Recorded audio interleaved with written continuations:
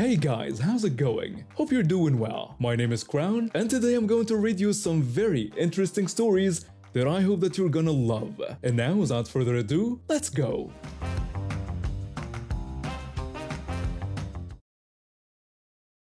I work as a performer on cruise ships. The downside is living in a tiny room with someone else for months at a time. When I started this contract, I was excited because performers get to choose our roommates. I paired up with another performer who seemed nice enough during our brief introduction. She was friendly, professional, and we had similar schedules. What she failed to mention was that she snored like a freight train. The first night I thought maybe she was just tired from embarkation day. Everyone's exhausted after getting settled and doing safety drills. But when the second night rolled around and the sound started up again, I realized this wasn't a one-time thing. I'm talking about snoring that could wake the dead. Our room is right near the anchor area, so when we dock, the noise from the machinery is incredible. But somehow her snoring cuts right through all of that. It's not just loud either. She makes these choking sounds that scared me the first few times. I actually climbed down from my top bunk thinking she was having some kind of medical emergency. After a week of maybe 3 hours of sleep per night, I decided to talk to her about it. I brought up how her snoring was really loud and keeping me awake most nights. She told me she slept fine though, like that somehow made it okay. I suggested we could look into solutions like nose strips or maybe seeing the ship doctor. She brushed me off completely, saying she didn't think it was that big of a deal since she felt rested. She basically dismissed the whole thing because it didn't affect her. I tried explaining that I needed sleep too, especially with our demanding schedule, but she just shrugged it off. I looked into switching roommates, but unless there's a serious issue like harassment or someone breaking major rules, they don't move people around. Snoring doesn't count as serious enough even when I explained to guest services that I was getting maybe 2 or 3 hours of sleep per night. For the next few weeks, I tried everything. Earplugs did nothing. I even wore my big over-ear headphones with music playing, but her snoring cut right through. I started taking naps during my breaks just to function, but it was affecting my performances and my mood.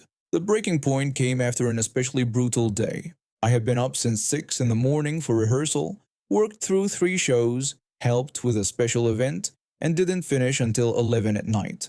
I had to be up again at 6 in the morning for morning activities. I desperately needed those 7 hours of sleep. But of course, the snoring symphony started up when she fell asleep. I laid there listening to her choking and snorting, watching the hours tick by. By 4 in the morning, I had managed maybe 2 hours of broken sleep. I was done. That's when I decided to record her. I used my phone to capture about 10 minutes of her loudest snoring, complete with the scary choking sounds. The next afternoon, I was in our room during my break when she came in. She told me she was exhausted and wanted to take a quick nap. I said sure, no problem. She settled into her bottom bunk and closed her eyes. When I heard her breathing change, I pulled out my phone and hit play. The recording of her snoring filled the room at full volume. She bolted upright like she'd been electrocuted. She demanded to know what I was doing and told me to turn it off. I explained that this was her snoring, and since she said it wasn't a big deal, I didn't see why I should turn it off. She called me insane and asked again about the loud noise. I told her exactly what she was hearing. This was what I listened to every single night. She started yelling about how crazy I was and walked out of the room, but I wasn't done. For the next 3 days, every time she tried to rest in our room, I played her snoring back to her. If she laid down for a nap, on went the recording. If she tried to relax, she got to hear herself. By day 3, she was furious. She couldn't get any rest in our room, which was exactly the point I was trying to make. On day 4, I got called to meet with our department manager. He told me he needed to talk about the situation with my roommate because she had filed a complaint about me playing loud noises and disturbing her rest. I asked if she had mentioned why I was playing those sounds. He said she claimed I was being disruptive for no reason. I explained the whole story, how she refused to acknowledge her snoring was a problem, how I'd tried talking to her, how I'd been getting no sleep for weeks, and how the recording was just her own snoring played back to her. The manager asked if I really recorded her snoring and played it back. I said yes and explained that since she said it wasn't a big deal, I figured she wouldn't mind hearing it during the day when she was trying to rest. The manager called my roommate in to get her side of the story again. He asked if it was true that she had refused to address her snoring when I brought it up. She said she slept fine, so she didn't think it was a real problem. When he pointed out that I had been getting no sleep for weeks because of it, she said that wasn't her fault. The manager looked back and forth between us for a moment. He told her that actually it kind of was her fault, and she was being difficult by refusing to even try to find a solution. He reminded her that everyone deserves to be able to sleep in their own room. My roommate got upset when she realized the manager wasn't taking her side completely. She asked what she was supposed to do, stop breathing at night. He told her she was supposed to work with her roommate to find a solution, not dismiss their concerns entirely. The manager ended up moving both of us to different rooms with new roommates. My former roommate was not happy about being told she was being unreasonable, especially after she thought she'd get me in trouble. My new roommate is quiet when sleeping at night. I finally get a full night's sleep and my performances have improved dramatically. My parents divorced when I was 16, and it was messy with lawyers and months of silence between everyone. I ended up living with my mom afterward, which seemed like the better choice at the time. About a year ago, my mom started dating this guy who's 43 and works in construction. He has an 11-year-old son from his previous relationship, and they moved in with us pretty quickly. I wasn't thrilled about it, but figured I'd be moving out for college soon anyway. The guy seems decent enough, though he treats me like I'm suddenly the family babysitter just because I live here. His son is actually a good kid at heart, but he's never had proper boundaries set for him. He's loud, energetic like most kids his age, and has zero concept of personal space. He'll barge into my room without knocking, interrupt me when I'm on video calls for school, and generally act like an 11-year-old who's never been told no. I try to be patient because it's not really his fault, but it gets exhausting when you're trying to focus on college work. This past Saturday morning, I was getting ready for what I knew would be a marathon weekend at the campus library. I had this massive assignment due Monday morning for my economics class, and I've been putting it off because of other deadlines. I was packing my laptop, textbooks, and enough snacks to sustain me through 12-hour study sessions when my mom's boyfriend appeared in the kitchen. He told me that he and my mom were heading out of town for the weekend and that I needed to keep an eye on his son.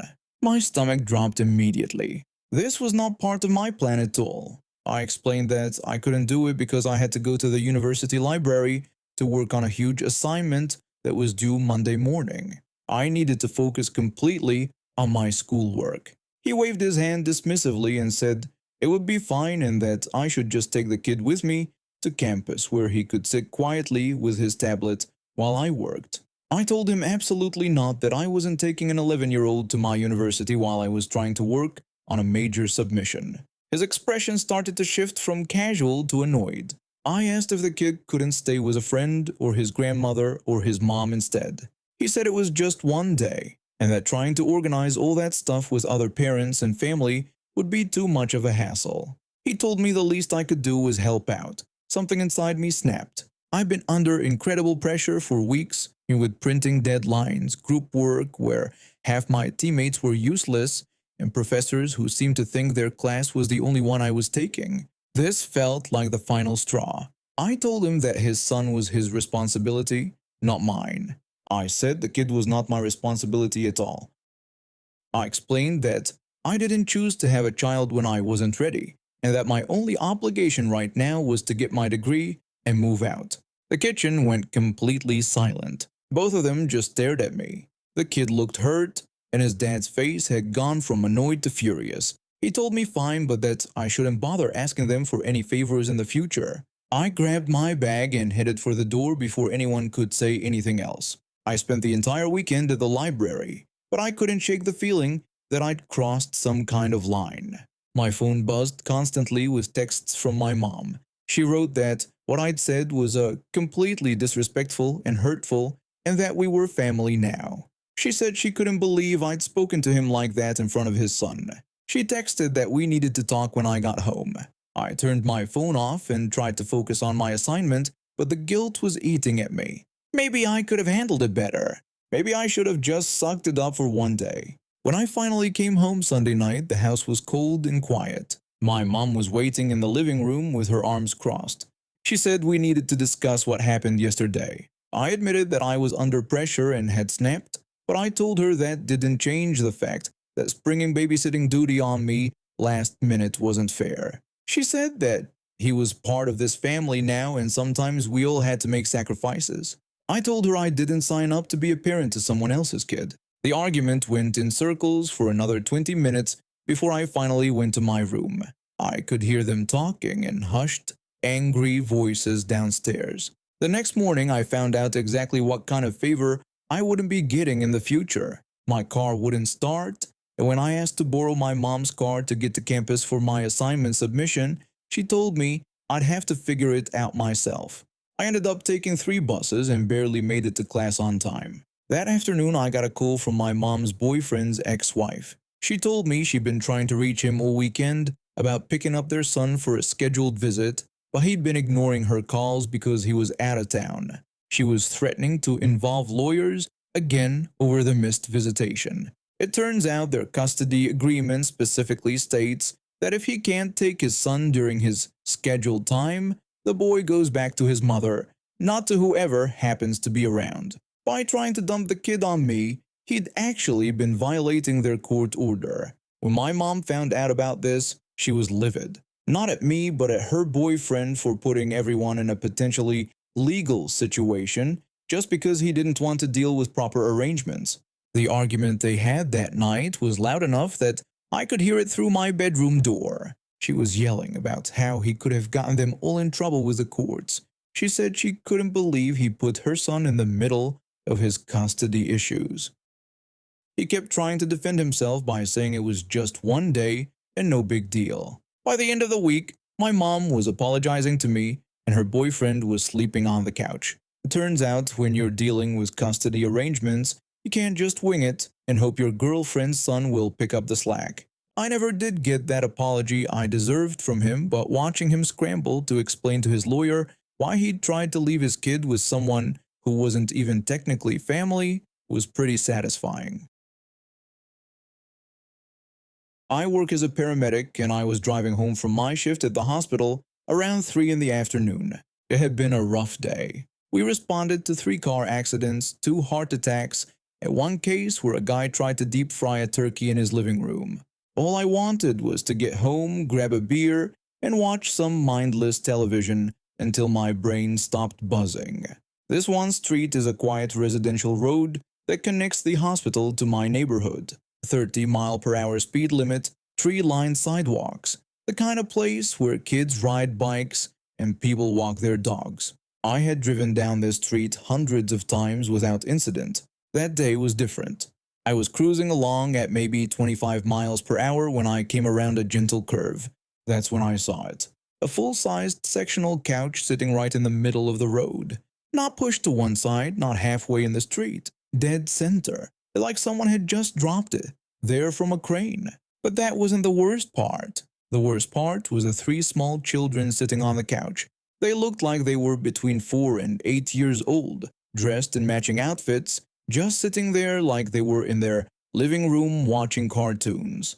Standing behind the couch was a woman in her 30s holding up a phone. She was clearly filming something, probably one of those social media videos that people make these days. She had this huge smile on her face and was gesturing dramatically at the kids. My brain took a split second to process what I was seeing, but that split second was almost too long. I slammed on the brakes and yanked the steering wheel hard to the right.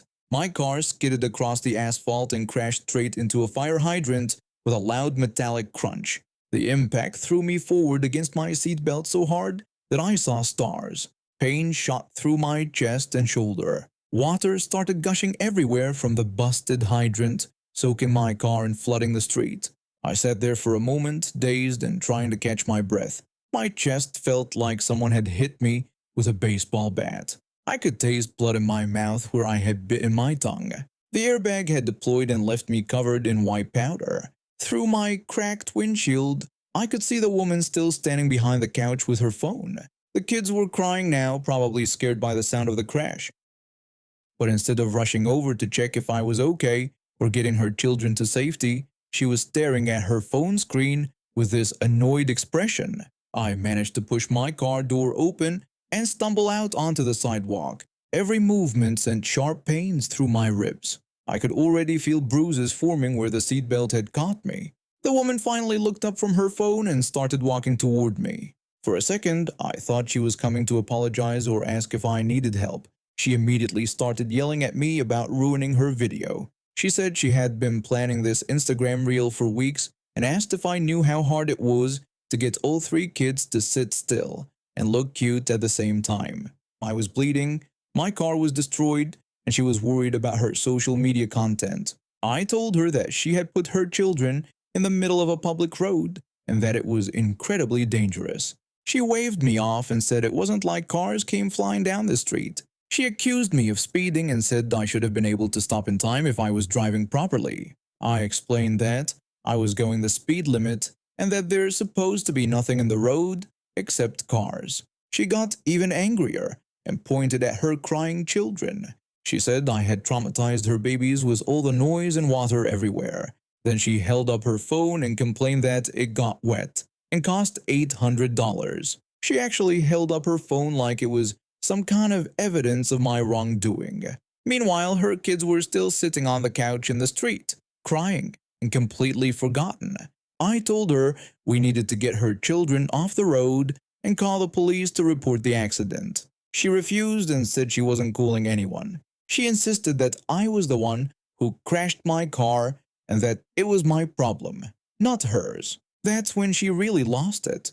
She started screaming about how I was a terrible driver and how I had ruined her whole day. She said she was going to sue me for emotional distress and property damage to her phone. She even threatened to call her lawyer and have me arrested for reckless driving. The whole time she's yelling at me, cars are starting to back up behind the couch because, it's still sitting in the middle of the street.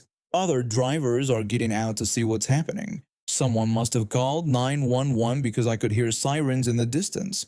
A couple of neighbors came out of their houses to help move the kids to safety. Thank God for decent people. Because this woman clearly wasn't going to do it herself. She was too busy screaming at me and anyone else who would listen about her ruined video. When the police arrived, she immediately ran up to the first officer and started going off about how I had deliberately crashed my car to mess with her filming. She said I was probably drunk or on drugs and demanded that they arrest me immediately. The officer listened to her rant for about 30 seconds before asking if she was telling him that she had placed furniture and children in the middle of a public roadway.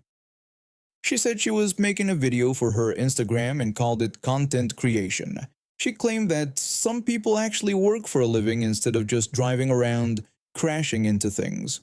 The officer told her that what she had done was illegal and that she couldn't block traffic for social media videos. She got indignant and said that was ridiculous. She claimed she had the right to free speech and that this was America. The officer looked like he was trying very hard not to laugh. He walked over to examine the scene while his partner started taking statements from witnesses. Several neighbors had seen the whole thing and were happy to explain exactly what had happened. Within 20 minutes, she was in handcuffs. Turns out that blocking a public road is just the beginning of her legal problems. Endangering the welfare of children is a much more serious charge. So is reckless endangerment for putting other people at risk. But wait, it gets better. When Child Protective Services showed up to investigate, they discovered that this wasn't her first incident involving questionable parenting choices.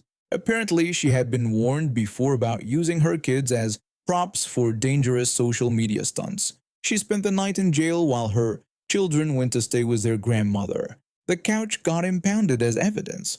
Her phone, which she had been so worried about, got taken too. My injuries turned out to be 3 cracked ribs and a concussion. I was off work for 2 weeks, my car was totaled, and even though insurance covered most of it, I still had to pay the deductible and deal with rental cars and all that hassle. My lawyer filed a lawsuit for medical expenses, lost wages, property damage, and pain and suffering. Her homeowner's insurance is fighting the claim, arguing that illegally blocking a public road wasn't covered under her policy. She is now facing criminal charges, a civil lawsuit from me, possible loss of custody of her children, and her insurance company is refusing to pay for anything. Her Instagram account got suspended too, which is probably the punishment that bothers her most. The whole thing could have been avoided if she had just used her backyard like a normal person, but I guess that wouldn't have gotten her enough likes and shares. I worked at an airbase in the Middle East. They let me bring my family, which made the whole experience worth it.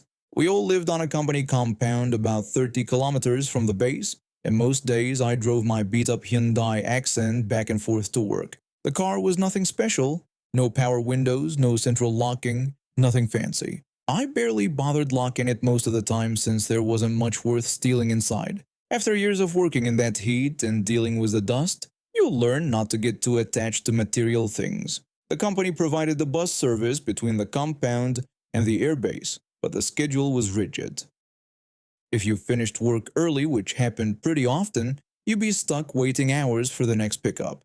On night shifts, you might finish at 8 in the evening but not catch the bus until after midnight. That's why most of us who'd been there a while eventually bought our own vehicles. Most people, anyway. There was this guy I worked with who I'll call Dave. He'd been at the base for years, longer than me even, but refused to buy a car.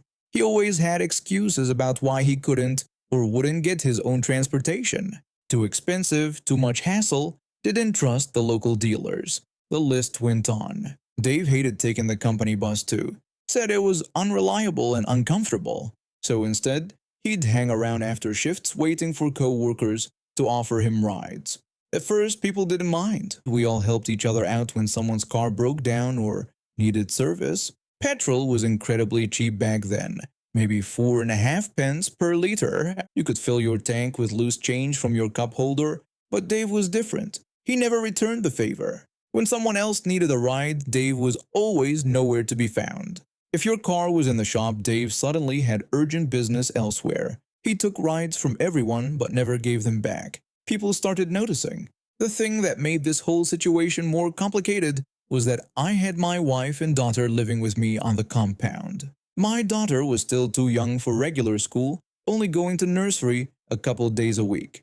On her off days, my wife would take her out to keep busy while I worked. This day, I was running late finishing my shift. I had to do a detailed handover with the supervisor taking over from me, and it dragged on longer than usual. By the time I got to the parking area, most people had already left for the day. I walked up to my car and stopped dead in my tracks. Dave was sitting in my passenger seat like he owned the place.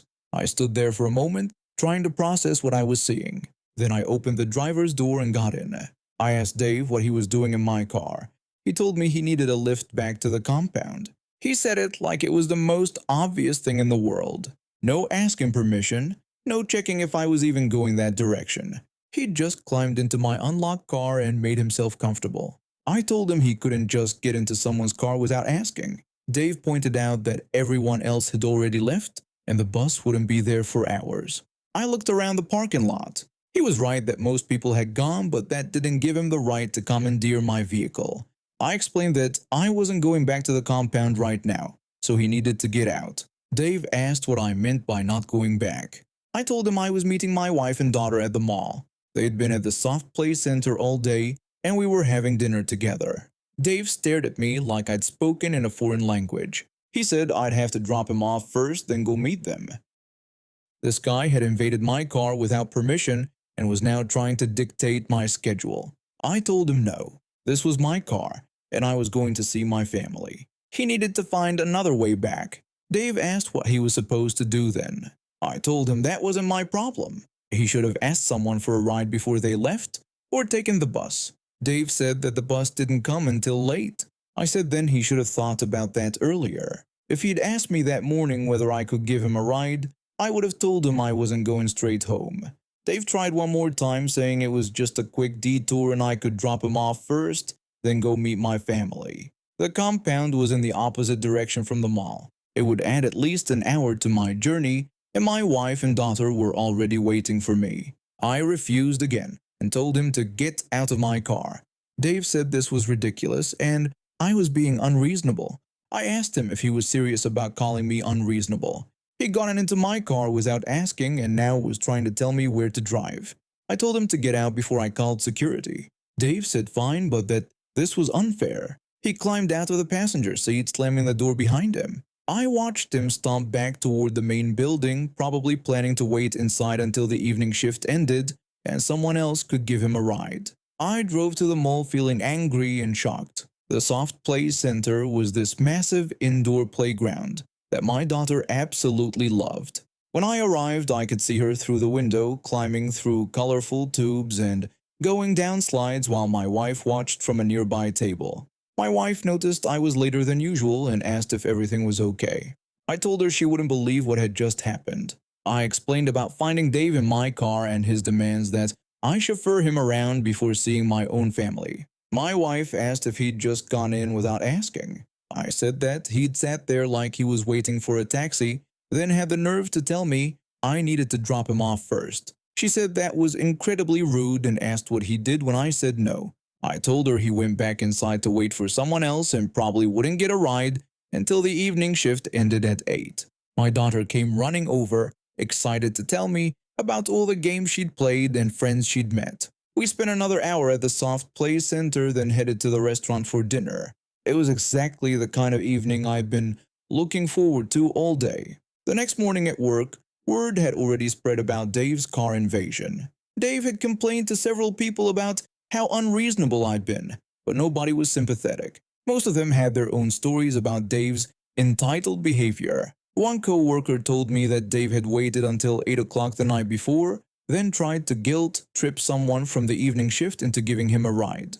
That person had also refused, telling Dave he should learn to plan better or buy his own car. Dave ended up taking the late bus that night, not getting back to the compound until well after midnight. He was exhausted and grumpy the next day, but I didn't feel even slightly sorry for him. The incident became something of a legend around the workplace. People started making jokes about checking their cars for unauthorized passengers before leaving. Dave's reputation for mooching rides took a serious hit. More importantly, Dave never tried his car invasion trick again. Word must have gotten around that people weren't going to tolerate that kind of entitled behavior. He still cadged the occasional ride, but now he actually asked first and accepted no for an answer. A few months later, Dave broke down and bought his own car, a beat-up sedan that looked even worse than mine, but it got him back and forth to work without having to impose on anyone else. I lost most of my hearing when I was 22. It happened at a 4th of July party when a faulty firework exploded right next to my face. The doctor said I was lucky to keep my sight, but my hearing never came back. I wear hearing aids most of the time, but at crowded events like conventions, they just make everything louder and harder to understand.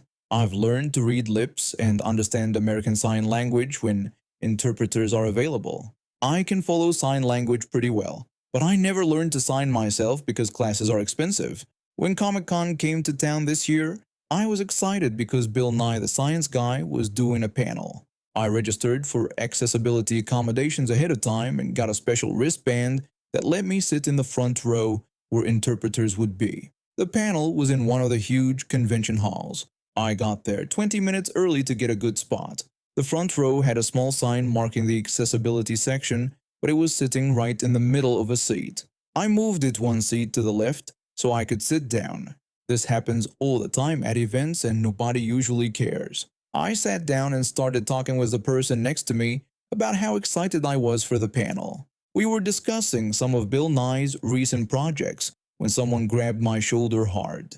I turned around to see a woman in her 40s with short blonde hair and an angry look on her face. She was wearing an interpreter badge around her neck. She demanded to know who moved her sign. I hadn't heard her coming because I was focused on reading the other person's lips. I told her I had moved it one seat over so I could sit down and asked if that was okay. She told me this section was for people who are deaf and hard of hearing, and I wasn't deaf. I stared at her, confused by what she was saying. I asked what she meant since I had an accessibility wristband.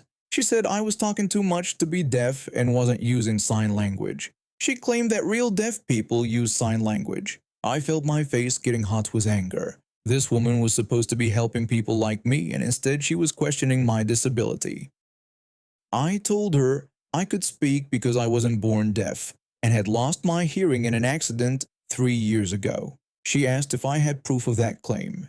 She said anyone could pretend to be disabled just to get better seats. I pulled out my phone and found the video I was looking for. My friend had been filming our group lighting fireworks that night and caught the whole accident on camera. I told her I had proof and held up my phone screen. The video showed me and 3 friends gathered around a large firework we'd set up in an empty field. You could see me light the fuse and step back with everyone else. Instead of shooting up into the sky, the firework tipped over and exploded sideways, sending sparks and debris right at us. The camera shook as my friend dropped it, and you could hear everyone screaming before the video cut off.